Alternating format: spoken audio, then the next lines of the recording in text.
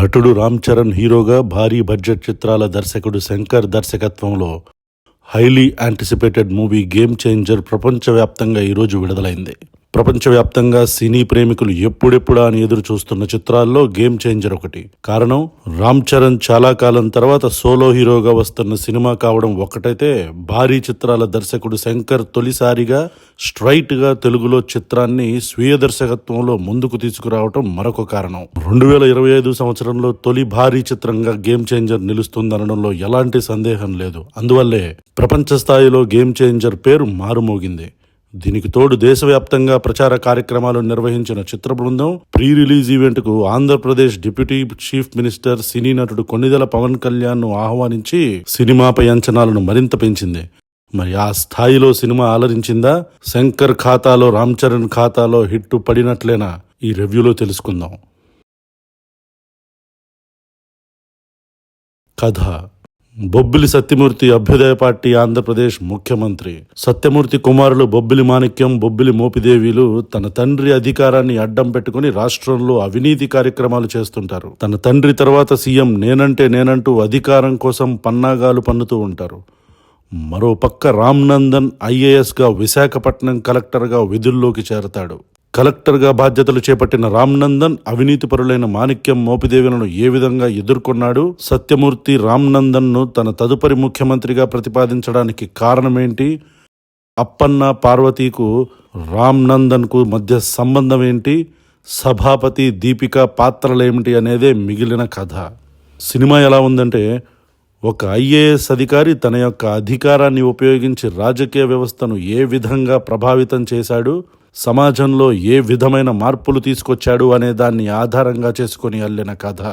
అయితే కాన్సెప్ట్ వరకు బాగానే ఉన్న సినిమాలో ఎగ్జిక్యూషన్ లోపం ఉంది. సినిమా అద్యంతం ఏమాత్రం ఆసక్తికరంగా లేకపోగా అనవసరమైన సన్నివేశాలు ప్రేక్షకుల సహనానికి పరీక్షగా మారాయి. సినిమా అంతా ఒక సెట్లా అనిపించింది తప్ప ఎక్కడ వాస్తవికత మచ్చుకు కూడా కనిపించదు. క్యారెక్టర్లు వస్తూ పోతూ ఉంటాయి తప్ప ఎంటర్టైన్మెంట్ ఎక్కడా కనపడదు. కథనం విషయంలో సరైన కసరత్తు జరగలేదు. కేవలం సమాజంలో జరుగుతున్న కొన్ని అంశాలను, చట్టంలోని కొన్ని విషయాలను కలిపి సన్నివేశాలుగా అల్లినట్లుంది తప్ప పాత్రల మధ్య సంఘర్షణ, నాటకీయత లోపించింది. దీనివల్ల తెర నిండా పాత్రలు కనిపిస్తున్నా ఏదో వెలితిగా ఉంటుంది. హీరో ఇంట్రడక్షన్ సీన్ కేవలం అభిమానులను మెప్పించడానికే తప్ప కథకు అవసరం లేదా, ఉందా అనేదాన్ని దర్శకుడు అంతగా శ్రద్ధ చూపలేదేమో అనిపిస్తుంది.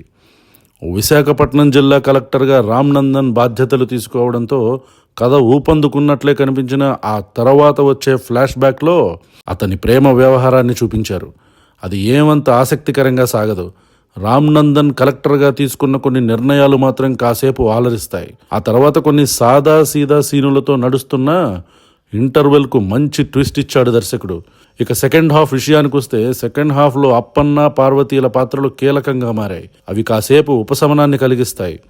ఫ్లాష్ బ్యాక్ తర్వాత మళ్ళీ రొటీన్ పందాలో సినిమా సాగుతుంది. రామ్ నందన్, బొబ్బిలి మోపిదేవిల మధ్య వచ్చే సన్నివేశాలు ప్రథమంలో ఆలరించినప్పటికీ రాను రాను ప్రేక్షకుల సహనానికి పరీక్షగా మారాయి. సినిమాలో పాత్రల నటన విషయానికి వస్తే, రామ్ చరణ్ కలెక్టర్ రామ్ నందన్ గా, సామాజిక కార్యకర్త అప్పన్నగా 2 విభిన్నమైన క్యారెక్టర్లు పోషించారు. రెండిట్లోనూ రామ్ చరణ్ కు మంచి మార్కులు పడతాయి.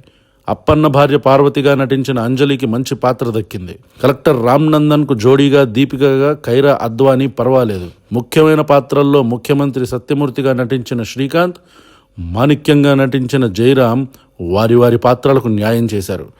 ఇక విలన్ పాత్ర పోషించిన ఎస్జే సూర్య తన పాత్రలో బాగా జీవించారు. అయితే అతని గత చిత్రాల తాలూకా ప్రభావం ఈ సినిమాపై పడినట్లు అనిపించింది. మిగిలిన నటీనటులు వారి పాత్రలను చేసుకుంటూ వెళ్ళిపోయారు. సంగీతం విషయానికి వస్తే బ్యాక్గ్రౌండ్ స్కోర్ పర్వాలేదనిపించింది. కొన్ని పాటలు వినడానికి బాగున్నాయి. ముఖ్యంగా జరగండి పాట చూడటానికి అందంగా బాగుంది. సినిమాటోగ్రఫీ పర్వాలేదనిపిస్తుంది. ఎడిటింగ్ మాత్రం కొన్ని సన్నివేశాలను ఇంకా క్రిస్పీగా కట్ చేసుంటే చూడటానికి ప్రేక్షకుడికి బాగుండేదేమో. ఇక డైరెక్టర్ శంకర్ విషయానికి వస్తే, ఈ సినిమా ఆయన స్థాయి సినిమా కాదేమో అని చెప్పక తప్పదు. కథ సమాజానికి ఉపయోగపడేదైనప్పటికీ ఎలా చెప్పాలి అనే విషయంలో, అంటే కథనం విషయంలో సినిమా దర్శకుడు పూర్తిగా గాడి తప్పినట్లు అనిపిస్తుంది. ఆయన స్థాయి సినిమా ఇది కాదేమో అని ఒకసారి ఆయనలో పొటెన్షియాలిటీ తగ్గిందేమో అనిపిస్తుంది.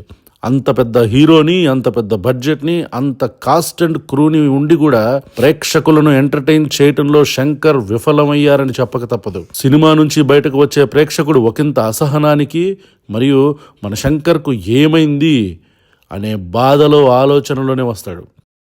భారీ సెట్లు, భారీ తారాగణం, భారీగా ఖర్చు పెట్టే నిర్మాత ఉంటే సరిపోదు. ప్రేక్షకులను ఆలరించే కథ, వారిని ఆ ప్రపంచంలోకి తీసుకెళ్లే కథనం చాలా అవసరమని దర్శకులు గుర్తుంచుకోవాలి. అప్పుడు మాత్రమే మంచి సినిమాలు పురుడు పోసుకుంటాయి. ఓవరాల్గా గేమ్ చేంజర్ నిరాశపరిచాడు.